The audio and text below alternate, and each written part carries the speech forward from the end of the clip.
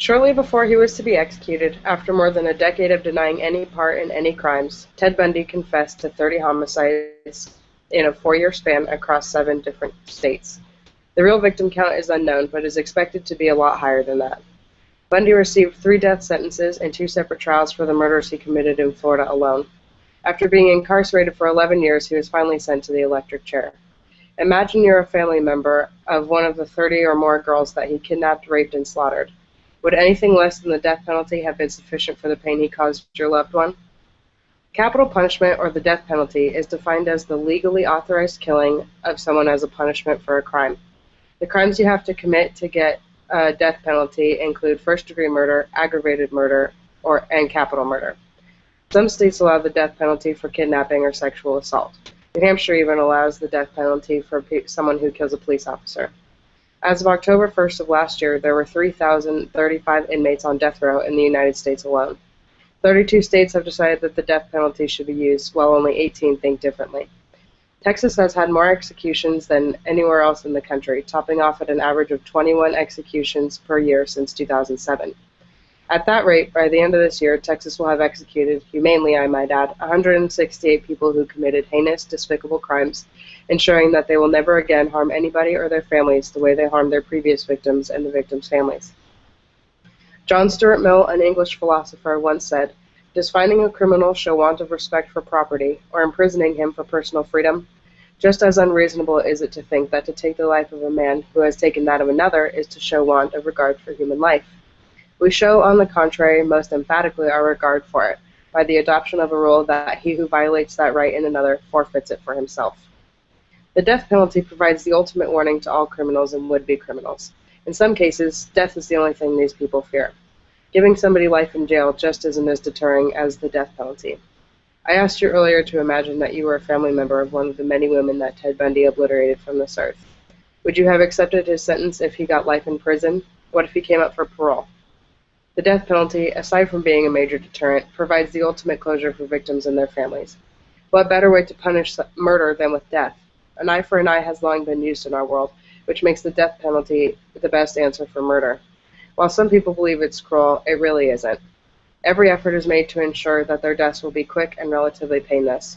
Some people think that any involved makes it cruel and unusual, and therefore unconstitutional, but that begs the question, what about all the pain these people have caused countless of others? 60% of Americans that were surveyed said that they support the death penalty. However, the other people who oppose it are much more vocal about their opposition than the supporters are.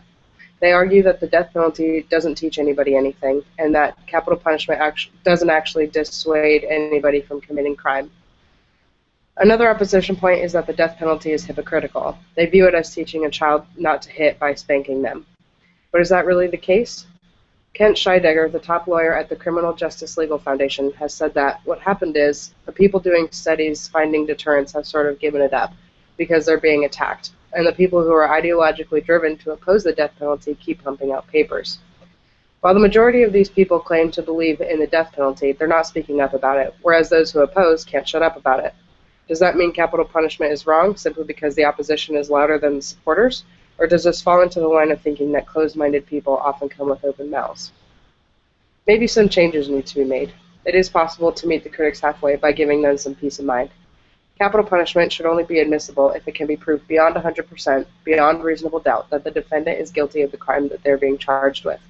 Another worry that the opposition has is the cost of keeping inmates on death row. In order to deal with that, we should execute the death row inmates much faster than we do now, which would not only clear up space in prisons all over the country, but would also save taxpayers a lot of money.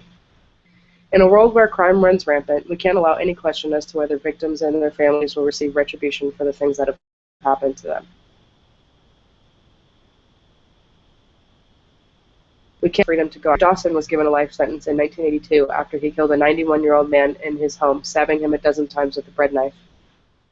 In 2010, he was released from prison. A few weeks after his release, he stabbed 2 more men in separate attacks in their homes, leaving them dead in their bathtubs.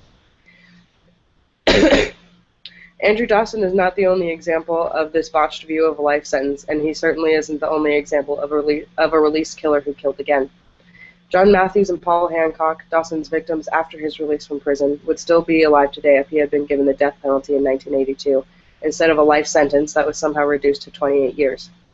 Their deaths surely weigh on the shoulders of those who released Dawson in the first place. We cannot allow ourselves to be weighed down by the deaths of innocent people. We need to ensure that these people who have proved themselves to be deadly will never hurt anybody again. The death penalty is the only way we can save lives and also provide peace of mind across the country. If a dog killed someone, can you imagine how quickly it would be put down? Why should a human, who unlike a dog actually knows the difference between right and wrong, who killed another human, be treated any differently? Some people deserve to be executed for what they've done to others. Why should we show mercy to people who clearly showed no mercy towards others?